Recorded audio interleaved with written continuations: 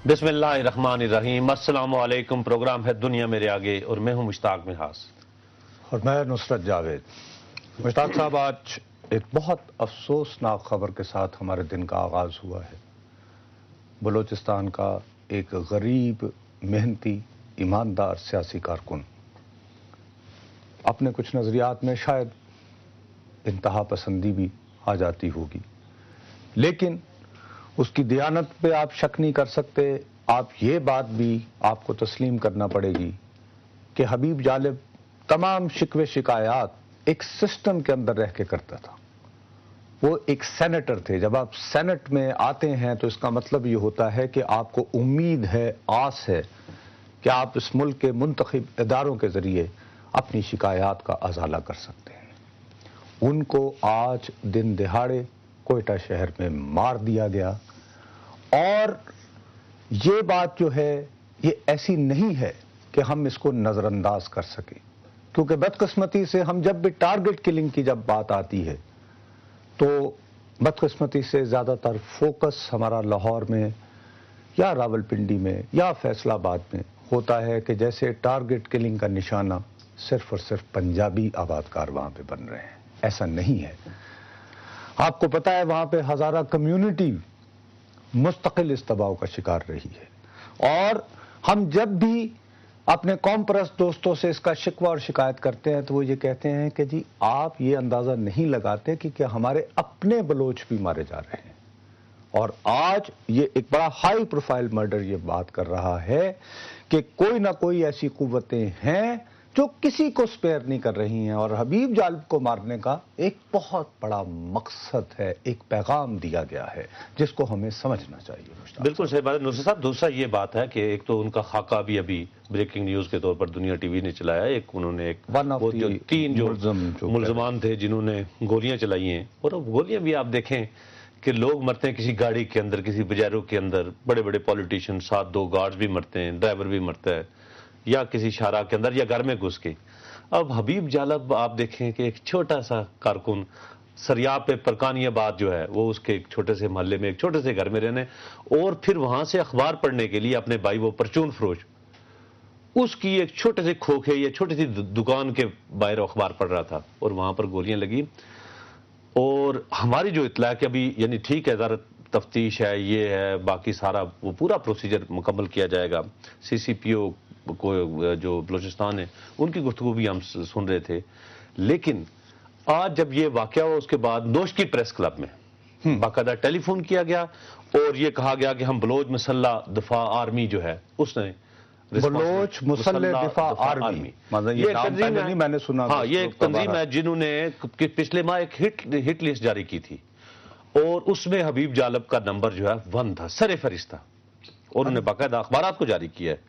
इसके साथ साथ आपको मौला बख्श दश्ती, हाँ, गवादर के जो साबिका नाज़िम थे वो थे, उनको भी 2-3 दिन पहले तुर्बत में आपको पता बिल्कुल परसों बिल्कुल। उसके बाद इनका ये कहना है कि ये जो कौम प्रस्त हैं या ये बाकी हैं, ये उनका क्लेम है। अब अल्लाह जानता है इनके पीछे कौन है, कौन सी तंजीम है, कहाँ कहाँ ऑपरेट करती है, ये तो हमारी एजेंसीज, हमारी पुलिस, हमारी तफ्तीशकार। लेकिन वो ये कहते हैं कि जो कौम प्रस्त लीडर है या उनकी सियासत है उसकी वजह से बलूचिस्तान पर और बलोचों पर खास करके अरसा हयात तंग किया जा रहा है, उनको उठाया जा रहा है, उनको कत्ल किया जा रहा है, उनको यानी सारी वो करे कि अगर ये चीजें छोड़ दें तो शायद ये सारा कुछ बलोचों के साथ ना हो।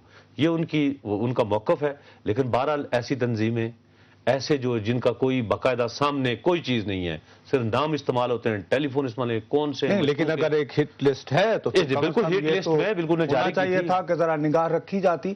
लेकिन इससे पहले कि वो लोग जिन्होंने अभी ज्वाइन कर रहे हैं गैर मुल्कों में हमारे जो भाई हैं उनको भी सिर्फ एक इंट्रोडक्शन के वाकया क्या हुआ है कोयटा में, उसके लिए देखते हैं जी एक पैकेज हबीब जालिब के कत्ल के ऊपर जो है क्या हुआ इंसिडेंट। BNP मैंगल के साबिक सेनेटर और मरकजी सेक्रेटरी जनरल हबीब जालिब एडवोकेट को आज सुबह उनके घर के करीब परचून की दुकान पर अखबार पढ़ते वक्त 3 मुसल्ला अफराद ने फायरिंग करके कत्ल कर दिया और वो फरार होने में कामयाब हो गए। हबीब जालिब एडवोकेट के कत्ल की खबर शहर में जंगल की आग की तरफ फैल गई। वकला और सियासी कारकुनों की एक बड़ी तादाद सिविल अस्पताल पहुंच गई। मुश्तहल कारकुनों ने जिना रोड, जरगून रोड, तिरकी रोड اور دیگر علاقوں میں گلاؤ جلاؤ کیا اور 2 بینکوں سمیت متعدد سرکاری عمارتوں کے شیشے توڑ دیے۔ جہاں پہ بھی ظلم ہو، حبیب جالب صاحب نے اس ظلم کے خلاف ہمیشہ سینہ سفر ہو کر جدوجہد کی اور جام شہادت نوش کیا۔ سول ہسپتال سے حبیب جالب کی لاش کو پوسٹ مارٹم کے بعد گورنر ہاؤس کے سامنے احتجاج کے لیے لے جایا جا رہا تھا کہ TNT چوک پر پولیس نے مظاہرین کو آگے بڑھنے سے روک دیا اور مزاحمت کرنے پر ان پر آنسو گیس کا استعمال کیا۔ مقتول سیاسی رہنما کو بعد ازاں ان کے آبائی قبرستان میں سپرد خاک کر دیا گیا۔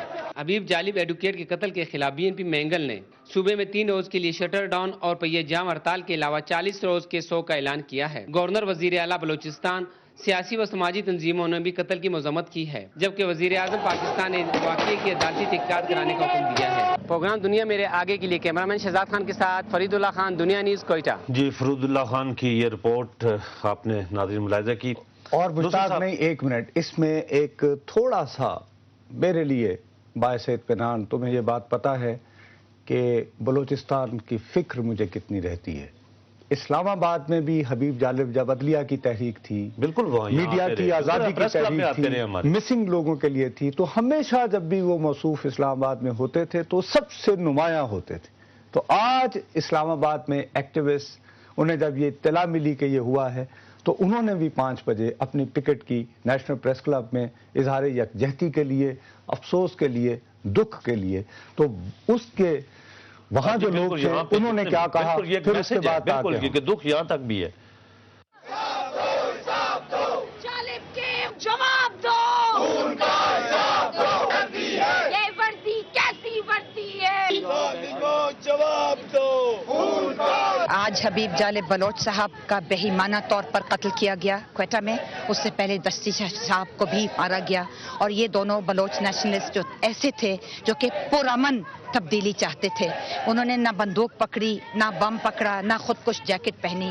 یہ آج کل قتل ہوا ہے اور ہم لوگ ادھر جمع ہوا ہے، یہ بہت زیادتی ہوا ہے۔ حکومت کو ہونا چاہیے کہ اس کو مجرمان پکڑے اور اس کا سزا پر پہنچا دے۔ حبیب جالب کے قتل سے بلوچ عوام میں ایک بہت ہی نفرت کی لہر پھیلی ہے اور یہ قتل کا سلسلہ بہت عرصے سے جاری ہے۔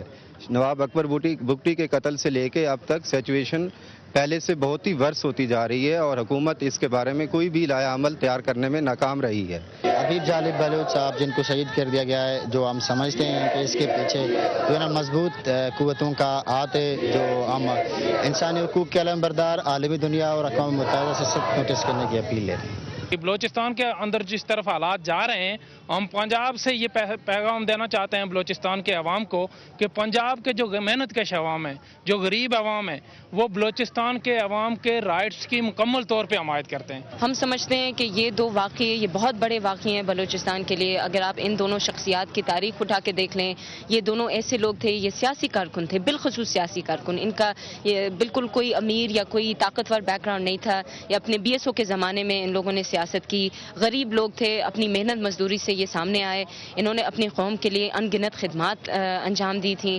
جو یہ قتل ہے اب تو سب کو بہت اچھی طرح واضح ہو چکا ہے کہ کون کرنے والے ہیں اور اس کے پیچھے کس کا ہاتھ ہے، تو اٹس ویری کلیئر کہ اتنے بڑے عظیم اچھے سیاسی رہنما جو کہ بہت پڑھے لکھے بلوچ رہنما تھے، ان کا قتل ہے۔ ہاں جی، ایک دفعہ یہ جہاں پہ جب عدلیہ کی تحریک چل رہی تھی نصر صاحب، تو ہم نے یہاں لگایا ہوا تھا کیمپ، اس وقت میلوڈی میں پریس کلب تھا، ہم فٹ پاتھ پہ بیٹھے تھے، تو اچانک جو ہے نا کوئی 1:30-2 بجے کا ٹائم تھا، بالکل لائن لگا کے، تو وہاں پہ آپ کو پتا ان کی اپنی ایک وجہ قطع تھی، لمبے بال تھے یہ، تو آواز لگی کہ جالب آ گیا، جالب آ گیا، ٹھیک ہے۔ تو اس وقت احمد فراز صاحب بھی تھے، شاید احمد میر صاحب بھی تھے، ہم سارے لوگ بیٹھے تھے، تو وہ آئے، انہوں نے کہا جی میں بھی صرف کسی اور کام سے آیا تھا، لیکن چونکہ مجھے پتا ہے کہ یہاں جرنلسٹوں کا سول سوسائٹی کا ایک کیمپ لگا ہوا ہے، تو میں حاضری بالکل میڈیا پہ پابندی ہے، اور ہمارے ساتھ وہ 1.5-2 گھنٹے بیٹھے رہے فٹ پاتھ پہ، اور کہا انہوں نے پورا اپنا بلوچستان کا کیس بھی ڈسکس کیا ہمارے ساتھ۔ وہ مجھے آج رہ کے یاد آیا کہ اس ملک میں ایک ایسے سیاسی کارکن کو مارا گیا، لیکن اس کے ساتھ ساتھ دوسری طرف یہ بھی دیکھیں نصر صاحب، یہاں پر بھی ابھی ہمیں 2-3 ایسے میں کہ